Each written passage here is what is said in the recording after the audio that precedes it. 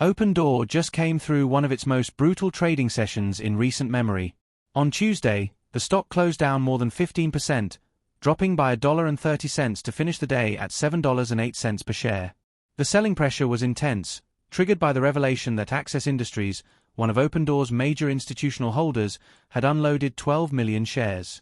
That kind of volume doesn't just weigh on a stock, it crushes it. And the ripple effect was immediate. Retail holders felt the pain, bearish voices got louder, and it seemed like the open army was under siege. But here's the part that's worth noticing. In the aftermarket session, Opendoor actually held steady. It didn't continue to plunge. It didn't collapse into another wave of panic selling. Instead, it leveled out. And while aftermarket action isn't always the best predictor of what happens the next day, this moment of calm suggests something important. It suggests that maybe, just maybe, the worst of the forced selling is now behind us. When a large legacy holder like Access Industries decides to cash out, the impact is sharp and dramatic. But once that wave passes through, the market can finally start to recalibrate.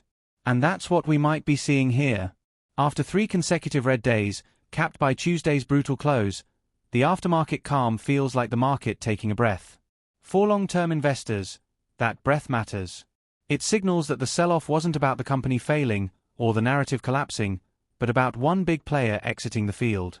Now, with that chapter potentially closed, we can reorient back to the real story, the growth and transformation that Opendoor is driving under Kaz Nejatian's leadership. It's also important to keep perspective. Just a couple of weeks ago, Opendoor stock was trading below these very same levels. For those who have been following the story closely, this isn't entirely new territory. What's different now is the context. 2 weeks ago, the company hadn't yet announced a return-to-office mandate. Kaz hadn't yet teased a new buyer-focused product. And Martin Shkreli was still actively shorting the stock. Fast forward to today, and the picture looks different. There's been real progress inside the company, and some of the loudest bearish pressure has already stepped aside. Let's talk about conviction. On Tuesday, in the middle of the chaos, Keith Rabois made his position very clear. He referred to those selling as dumb money. That's a bold statement, but it shows the level of conviction he still has about where Opendoor is heading. Rabois isn't just another board member, he's one of the original visionaries behind the company.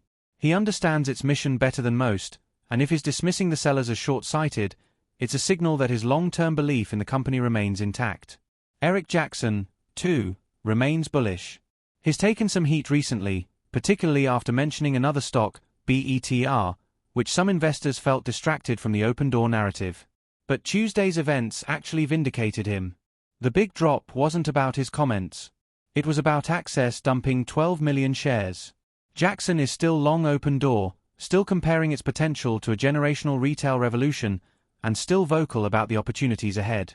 His role in this story is evolving, but his conviction hasn't disappeared. So here we are. The aftermarket has calmed. Leadership voices remain strong. And the question becomes, what's next? Where does Opendoor go from here? And what should investors be watching? The first thing to highlight is the buyer-focused product that Kaz Nejatian has confirmed is on the way. This is huge. Up until now, much of Opendoor's business has been about serving sellers, people who want to quickly offload their homes. That's been the foundation of the iBuying model. But if Opendoor can successfully launch a product for buyers, it fundamentally changes the scope of the business. Suddenly, they're not just a platform to sell your house. They're a platform to buy a house. That creates an ecosystem where Opendoor can serve both sides of the transaction.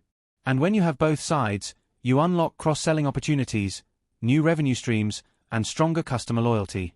Think about it this way. At Shopify, merchants didn't just get software to sell their products. They got payments, loans, shipping, ads, a full suite of services.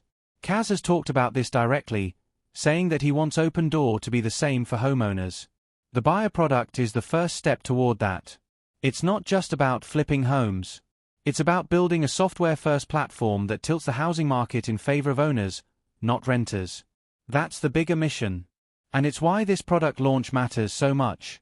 The second thing to watch is the cultural reset that Kaz is driving.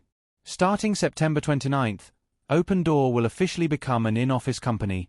For some, that might sound old-fashioned in a post-pandemic world. But what it really signals is a demand for accountability, speed, and efficiency. Kaz doesn't want a bloated, bureaucratic organization. He wants a lean, agile company that can execute fast. And by mandating a return to office, he's setting the tone. It's a forcing function. Those who aren't aligned will naturally exit, and those who remain will be sharper, more committed, and more focused. This isn't about nostalgia for office life. It's about building a team that can move at the pace of transformation. Third, let's not forget the macro backdrop. The Federal Reserve has already cut rates once this year, and there are expectations of more cuts to come. Housing is one of the most rate-sensitive sectors of the economy. Lower borrowing costs mean more affordable mortgages.